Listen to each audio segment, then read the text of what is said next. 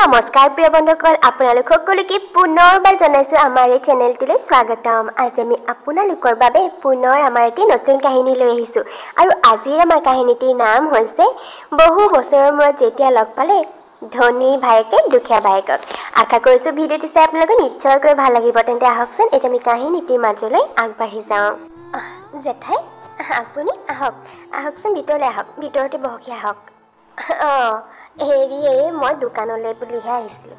আজি তই ইমান দেৰিলৈকে দোকানখন খোলাই নাই যে, নোখোল নেকি আজি? খুলিম জেঠাই, আজি অকণমান দেৰিয়ে হ'ল জানেনে।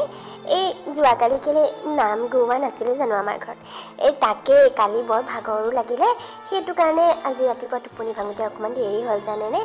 তাকে শুই উঠি ঘৰৰ কাম বনকেইটা কৰোঁতে সময়ে পাৰ হৈ গ'ল দোকান খোলা। এতিয়া খুলিম বুলি ওলাইছিলোঁহে লাহেকৈ। আপুনি তাৰমানে দোকানলৈহে আহিছে জেঠাই? তাৰমানে মইনা বস্তু দুটামান লাগে বুলি বোৱাৰীজনীয়ে অথনিতে ক'লে, তাই আহিবলৈ বুলি ওলাইছিল। মই বোলো তুমি নালাগে দিয়া, কাম বন আছে ঘৰত, তুমি কাম বন কৰা, মই হাউতকৈ গৈ মইনা দোকানৰ পৰা লৈ আনোগৈ। মইনা খবৰ এটাও বোলো কৰি আহিম, সেই বুলি আহিলোঁ আকৌ। আৰু কচোন মইনা, কেনে আছ তই এতিয়া? ভালেই নহয় ন? মোৰনো আৰু ভাল বেয়া কি জেঠাই, আছোঁ আৰু অকলশৰীয়া মানুহ, ভালে আছে বুলিয়ে ক'ব লাগিব দিয়ক। কি পাই পিছে মইনা, বাবুৰ খবৰ পাওঁনে নাপাওঁ? সি তোৰ খবৰ খাতি ৰাখেনে বাৰু? ৰাখে, মাজে সময়ে খবৰ ৰাখে মোৰ দিয়ক। তাকেই পাই মইনা, বাবুও এতিয়া নিজৰ সংসাৰ কৰি একেবাৰে চহৰতকৈ চহৰীয়া মানুহ হ'ল। যে চহৰলৈ সি গ'ল যি গ'লে আৰু, গাঁৱলৈতো উভতি অহাৰ নামেই ওলোৱা নাই। তয়ো সেই সময় থাকোঁতে বিয়া হৈ গুচি যোৱা হ'লে ভাল আছিল বুজিছ। তোক বাৰু সেইটো সময়ত কম ল'ৰাখনে চাবলৈ আহিলেনে? আৰু যিয়ে আহে সিয়ে তোক পচন্দ কৰে, তইহে আকৌ ইটো সিটো অজুহাত দেখুৱাই বিয়া নহ'লি। এতিয়া দেখিছ এইটো সময়ত তই কেনেকৈ অকলশৰীয়া হৈ পৰিলি। সেইকাৰণে আগতেও মই তোক কওঁ আকৌ বোলো সময় থাকোঁতে বিয়াখন তই তেতিয়া গুৰুত্ব নিদিলি, আৰু এতিয়া মাৰ দেউতাৰ গুচি যোৱাৰ পিছত তই এতিয়া একেবাৰে অকলশৰীয়া হৈ পৰিলি, দেখিলি? হয়ও জেঠাই, সেইটো সময়ত আচলতে মই বিয়াৰ কথা ভাবিবলৈ সময়ে নাপালোঁ। আপুনিতো জানেই মোৰ বিয়াৰ কথা ওলোৱাৰ সময়ত বাবুৱে ইঞ্জিনিয়াৰ পঢ়ি আছিল, আৰু তাক ইঞ্জিনিয়াৰ পঢ়ুৱাবলৈ দেউতাই যে কিমান কষ্ট কৰিবলগীয়া হৈছিল সেই কথা মই ভালকৈ বুজিছিলোঁ। আৰু আমাৰ দেউতাৰ এই সৰু দোকানখনৰ পৰা ঘৰখনৰ খৰচ পাতি ভালকৈ নচলিছিলে। গতিকে মই সেইটো সময়ত প্ৰাইভেট কোম্পানীটোত চাকৰি কৰিছিলোঁ যে, মোৰ দৰমহা পইচাকেইটাই যেন তেন ঘৰখন চলি আছিল। গতিকে সেইটো সময়ত মই বিয়াৰ কথা বাৰু কেনেকৈ ভাবিব পাৰিলোঁহেঁতেন জেঠাই। আৰু তাৰপিছতে বাবুৰ পঢ়া শেষ হ'লত দেউতা অসুস্থ হৈ পৰিল। সেইটো সময়ত দেউতাৰ চিকিৎসাৰ বাবে বহুত টকা পইচাৰ প্ৰয়োজন হ'ল। গতিকে সেইবোৰ ইটোৰ পিছত ইটো দায়িত্ববিলাক মূৰ পাতি লওঁতে বিয়াৰ কথা ভাবিবলৈ সময়ে নাপালোঁ। তাকেই মইনা, আমি কেতিয়াবা পাতোঁ দেই বোলো। তই সেইটো সময়ত ঘৰখনৰ বহুত দায়িত্ব মূৰ পাতি ল'লি, যিবোৰ আচলতে বাবুৱে ল'ব লাগিছিল। সেয়েহে এতিয়া বাবুৱে কিন্তু মোৰ মতে তোক তাৰ লগতে চহৰলৈ লৈ যাব লাগিছিল, কিন্তু সি আকৌ এতিয়া চহৰটোলৈ তোক নিয়াটো বাদে সি নিজে গাঁৱলৈ আহি তোক খবৰ নকৰা হ'ল। নাইও জেঠাই, সেইবোৰক লৈ মোৰ কেতিয়াও কোনো আক্ষেপ নাই। মই মুঠতে এটাই কথা চিন্তা কৰোঁ, সি তাৰ সংসাৰখনত ভালকৈ থাকক আৰু কামত সি একেবাৰে মনে বিচৰা ধৰণেৰে উন্নতি কৰক, সেয়া হ'লেই হ'ব। বাকী কিনো আৰু, অকলে আছোঁ, এনেওতো পৃথিৱীলৈ অকলেই আহিছিলোঁ, গতিকে এনেকৈ অকলে থাকি অকলেই যামগৈ আৰু। ব'লক জেঠাই, এতিয়া মই দোকানখন খুলি আপোনাক কি লাগে দি লওঁ। এয়া হৈছে আশা। আশাৰ নামটো যদিও আশা, তাইক সৰুতে মাক দেউতাকে মৰমতে মইনা বুলি মাতিছিলে, আৰু সেয়েহে তাইক গোটেই গাঁৱৰ মানুহে তাইক মইনা বুলিয়েই গম পায়। আশা বৰ্তমান এই ঘৰখনত অকলে থাকে। ঘৰখনৰ মুখৰ আগতে আছে এখন সৰু গেলামালৰ দোকান, সেইখনকে চলাই জীৱনৰ দিনবোৰ আশাই এনেকৈ অকলশৰে পাৰ কৰি নিছে। তাইৰ মাক দেউতাকৰ 2 বছৰমানৰ আগতেই মাকৰ মৃত্যু হৈছে, আৰু বহু বছৰ আগতেই দেউতাকৰো মৃত্যু হৈছে। আশাৰ আছে একমাত্ৰ ভায়েক এজন, তাৰ নাম হৈছে ভাস্কৰ। তাকো ঘৰত মৰমতে বাবু বুলি মাতে। সি আকৌ থাকে চহৰত তাৰ ঘৈণীয়েক পাহিৰ সৈতে। আচলতে খুবেই ডাঙৰ কোম্পানী এটাত সি ইঞ্জিনিয়াৰ হিচাপে চাকৰি কৰি আছে। আজিৰ পৰা প্ৰায় 5 বছৰমান আগতেই সি গাঁৱৰ ঘৰৰ পৰা একেবাৰে চহৰলৈ বুলি গুচি গৈছিল, আৰু তেতিয়াৰে পৰা সি চহৰতে আছে। এই 5 বছৰে বায়েকৰ যে খবৰ কৰিবলৈ সি গাঁৱলৈ আহিব লাগে, সেই কথা যেন কেতিয়াও ভাবিয়ে চোৱা নাই। আনকি বায়েকক ফোন কৰি খবৰ এটা ল'বলৈও যেন তাৰ সময় নাই। কিন্তু বায়েকৰ সেইবোৰক লৈ একো আপত্তি নাই। তাই সদায় এটাই প্ৰাৰ্থনা কৰে যেন বাবু সদায় সুখত থাকক। তেনেকৈ অকলশৰে আশাই ঘৰখনত দিনবোৰ পাৰ কৰি আজি বাবুহঁতলৈ বৰ মনত পৰিছে। 5 বছৰ হৈ গ'ল সিহঁতক নেদেখা। মানুহৰ আগত যদিও মই কওঁ যে বাবুহঁতে মোৰ খবৰ লয় বুলি, কিন্তু সঁচা কথা ক'বলৈ গ'লে এই 5 বছৰে সিহঁতে মোৰ এদিনো খবৰ লোৱা নাই। মোৰ সেই সিহঁতলৈ বৰকৈ মনত পৰি থাকে। আজিও যেতিয়া মোৰ সেই দিনটো মনত পৰে, বাবুহঁত ঘৰৰ পৰা গুচি যোৱাৰ দিনটো মনত পৰিলে মোৰ বৰ দুখ লাগে। ভাবিছিলোঁ মা দেউতা নোহোৱা হোৱাৰ পিছত বাবুহঁতৰ পৰিয়ালটোৰ লগতে মই দিনবোৰ পাৰ কৰিম, কিন্তু এতিয়া সিহঁতেও এনেকৈ মোক অকলশৰীয়া কৰি চহৰলৈ গুচি গ'ল।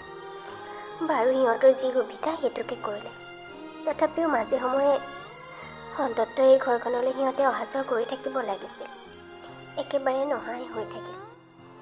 মোৰহে বৰকৈ মনত পৰি থাকে সিহঁতলৈ। চোৱা ভাস্কৰ, মই তোমাক স্পষ্টকৈ কৈ দিছোঁ, মই তোমাৰ এই বিয়া নহৈ ঘৰতে থকা এই বুঢ়ী বায়েজনী দায়িত্ব একো ল'বলৈ নাই। কিয় দায়িত্ব ল'ম মই? তেওঁ বয়স থাকোঁতে কিয় বিয়া হৈ গুচি নগ'ল? তেওঁক কি বিয়া হৈ যাবলৈ মই মানা কৰিছিলোঁ নেকি? তোমাৰ মা দেউতা জীয়াই থকালে তেওঁলোকৰ দায়িত্ব মই ল'লোহেঁতেন, কিন্তু এই বিয়া নহয় ঘৰতে বুঢ়ী হৈ থকা তোমাৰ এই বায়েৰৰ একো দায়িত্ব মই ল'বলৈ নাই। আৰু আমাৰ লগত চহৰলৈ লৈ নাযাওক, তেওঁ ইয়াতে থাকিব। বৰ একেবাৰে উস্তাদ দি দেখুৱাই সেইটো সময়ত বিয়া নহ'ল নহয় বয়স থাকোঁতে। এতিয়া থাকক, অকলে থাকক ইয়াত।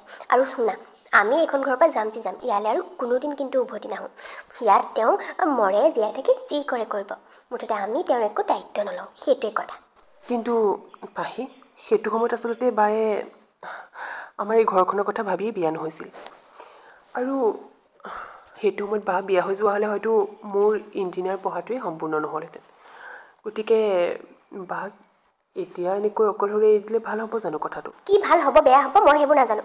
মুঠতে মই তেখেতৰ একো দায়িত্ব নলওঁ, আৰু তোমাৰো একো দায়িত্ব লোৱাৰ প্ৰয়োজন নাই।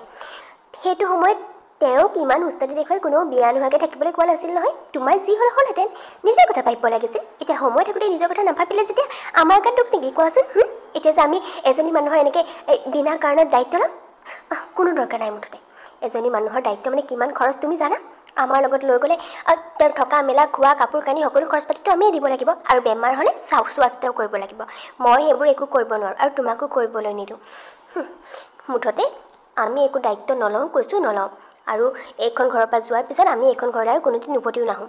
তেওঁ ইয়াত যি হয় হ'ব। মুঠতে বৰ উস্তাদি দেখাইছিল নহয়।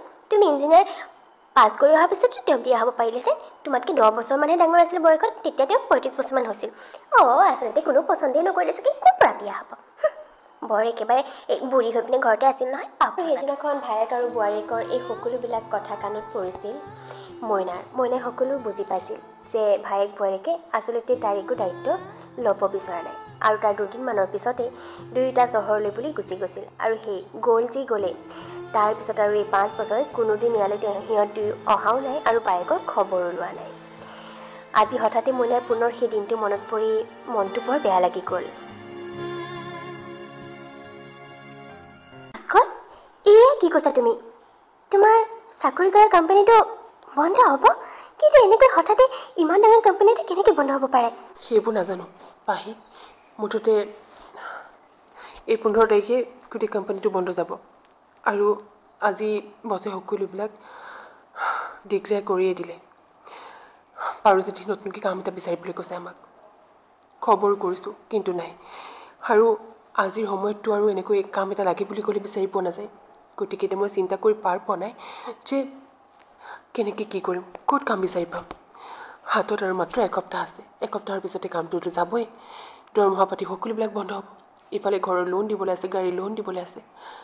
কেনেকৈ কি মিলাম বাৰু, একো ভাবি পোৱা নাই জানানে, একো ভাবি পোৱা নাই। হঠাতে এদিন ভাস্কৰে খবৰ পালে যে সি যিটো কোম্পানীত ইঞ্জিনিয়াৰ হিচাপে কাম কৰিছিল সেই কোম্পানীটো এতিয়া বন্ধ হ'ব। কিবা এটা কাৰণত কোম্পানীটো একেবাৰে অসমৰ পৰা উঠি যাব। গতিকে সিহঁতৰ বছে সিহঁতক নতুন কাম বিচাৰি আৰম্ভ কৰি দিবলৈ ক'লে। সেয়েহে এতিয়া ভাস্কৰ চিন্তাত পৰিল, নতুন কাম এটা সহজতে এতিয়া এইটো সময়ত ক'ত বিচাৰি পাব। ইফালে তাৰ ঘৰৰ লোন, গাড়ীৰ লোন, ঢেৰ কিবা কিবি দিবলৈও আছে। তথাপিও বহু ঠাইত চাকৰিৰ বাবে খবৰ কৰিলে ভাস্কৰে, কিন্তু নাই। তেনেকৈ চাওঁতে এমাহ পাৰ হৈ গ'ল, কিন্তু সি একো চাকৰি এটা বৰ্তমানলৈকে যোগাৰ কৰিব নোৱাৰিলে। ইফালে এতিয়া দৰমহা পাতি নোহোৱাৰ স্বত্তেও ঘৰৰ লোনৰ পইচা, গাড়ীৰ লোনৰ পইচা দিবলগীয়া হ'ল সাঁচতীয়া ধনৰ পৰাই। তেনেকৈয়ে চাওঁতে 2-3 মাহ পাৰ হৈ গ'ল, কিন্তু তেতিয়ালৈকেও ভাস্কৰে একো কামৰ যোগাৰ কৰিব নোৱাৰিলে। ইফালে সাঁচতীয়া পইচা তাৰ খৰচ হৈ গৈ থাকিল। উপায়হীন হৈ শেষত সি এটা সিদ্ধান্ত ল'লে। পাহি আৰু একো উপায় নাই। এতিয়া হাতত মাত্ৰ লাষ্ট অপশ্যন এটাই আছে যে আমি গাঁৱৰ ঘৰলৈ মানে আমাৰ বা থকা ঘৰখনলৈ উভতি যাব লাগিব। ঘৰত যে আমাৰ গেলামালৰ দোকানখন আছিল সেইখনকে চকৈ চলাব লাগিব। কি আমি আকৌ এতিয়া গাঁৱলৈ উভতি যাম? তোমাৰ বাৰ লগত থাকিমগৈ? নাই নাই নাই নাই, তুমি ইয়াতে কিবা এটা কাম বিচাৰা দেই, মই গাঁৱলৈ উভতি যাবলৈ নাই। মই আৰু তোমাৰ সেই বাজনীৰ লগত থাকিবলৈকো নাই। তুমি তুমি ইয়াতে সৰুকৈ হ'লেও কিবা এটা কাম বিচাৰা ভাস্কৰ। পাহি মই ভাগৰি পৰিছোঁ আৰু কাম বিচাৰি বিচাৰি, গতিকে আৰু একো উপায় নাই। এনেকৈ থাকিলে হাজতে যিকেইটা টকা আছে সেইকেইটাও গৈ শেষ হ'ব। বাছ আৰু একো নাই, ইয়াত থাকিলে ভিক্ষাৰী হ'ব লাগিব। গতিকে লাষ্ট অপশ্যন এইটোৱে, আমি গাঁৱলৈ যাবই লাগিব আৰু মই যামেই। বাকী তোমাৰ ইচ্ছা, তুমি যদি অকলে ইয়াত থাকিব বিচাৰে তেনেহ'লে থাকা। আৰু এটা কথা জানানে পাহি, আমি যে এই বাক এনেকৈ গাঁৱত অকলশৰে এৰি থৈ আহিছিলোঁ, এই 5 বছৰ বাৰ এটা খবৰ লোৱা নাছিলোঁ, হয়তো সেইবিলাকৰে শাস্তি ভগৱানে আজি আমাক দিছে। মই মোৰ ভুলবোৰ বুজিব পাৰিছোঁ এতিয়া। তুমিও সময় থাকোঁতেই বুজা। ভায়ে আমাৰ কাৰণে আচলতে যিখিনি কৰিলে ছেক্ৰিফাইচ, সেইবিলাকৰ মূল্য নুবুজি আমি বাৰ দায়িত্ব নলওঁ বুলি গাঁৱৰ পৰা এলে গুচি আহিছিলোঁ। এতিয়া দেখিছা ভগৱানে আমাৰ লগত এনেকুৱা কৰিলে যে আকৌ এতিয়া আমি বাৰ ওচৰলৈকে উভতি যাবলগীয়া হৈছে। গতিকে ভুলবোৰ উপলব্ধি কৰিবলৈ চেষ্টা কৰা। ভাস্কৰৰ কথাবোৰ শুনি পাহিও এবাৰ ভাবি চালে, হয়তো ঠিকেই কৈছে ভাস্কৰে। আচলতে বায়েকক অকলশৰীয়া কৰি সিহঁতে বায়েকৰ দায়িত্ব ল'ব লাগিব বুলি ভাবি বায়েকক এৰি থৈ আহিছিল। কিন্তু আজি ভগৱানে এনেকুৱা কৰিলে যে সিহঁত আকৌ বায়েকৰ ওচৰলৈ উভতি যাবলৈ বাধ্য হ'ল। বায়েকে চলোৱা দোকানখন চলাই জীৱনটো পাৰ কৰিম বুলি ভাবিবলৈ বাধ্য হ'ল। আৰু নিজৰ ভুলবোৰ এতিয়া পাহিও বুজিব পাৰিলে। আৰু তাৰপিছত অৱশেষত 5 বছৰৰ মূৰত বাধ্যত পৰি হ'লেও ভায়েক আৰু বোৱাৰীয়েক গাঁৱলৈ উভতি আহিল। সিহঁতক দেখাৰ লগে লগে এইফালে একেবাৰে মইনা আচৰিত হ'ল। 18 বছৰৰ মূৰত ভায়েক আৰু বোৱাৰীয়েকক কেনেকৈ চকুৰ সন্মুখত দেখা পাইছে। তাইতো ভবাই নাছিল সিহঁত যে এনেকৈ উভতি যাব। গৈয়ে ভায়েকে সকলোবিলাক কথা বায়েকক, ভাইটি পাহি ভালেই কৰিলা ইয়ালৈ উভতি আহিলা। অৱশ্যে তোৰ কামটো যোৱাৰ কথা শুনি বৰ বেয়া লাগিছে, কিন্তু চিন্তা কৰিব নালাগে।